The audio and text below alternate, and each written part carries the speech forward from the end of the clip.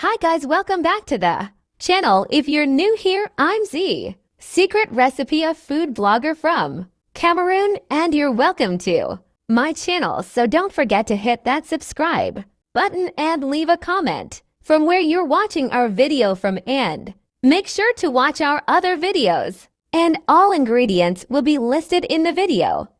On today's menu, we are going to make Kwakoko Bible. Kwakoko Bible is one of our traditional meal from the Southwest region. Most people like to eat their own Kwakoko Bible with kanda sauce or snail sauce, but I'm not a fan of eating my own Kwakoko Bible with kanda sauce or snail sauce. But you can make your own like that if you like it. And some people like to put cocoyam leaf inside the Kwakoko Bible, especially those who that are from the Southwest. Like I said, I don't like to put it inside my own, but you can make it that way. Let's come now to the procedure on how to make your Kwakoko Bible. All you need is your cocoyam, which you have to peel, then you grate your cocoyam. This process can take you at least 30 to an hour to grate, depending on how fast you are to grate your cocoyam.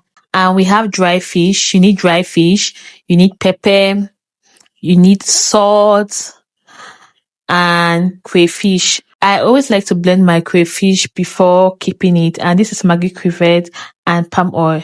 These are all the ingredients you need to make your Kwakoko Bible. I think from here, you just watch and you understand the video. But if you have any question, don't forget to put them in the comment section. And I promise I'm going to answer all your questions. With that being said, please don't forget to tell me where you're watching from.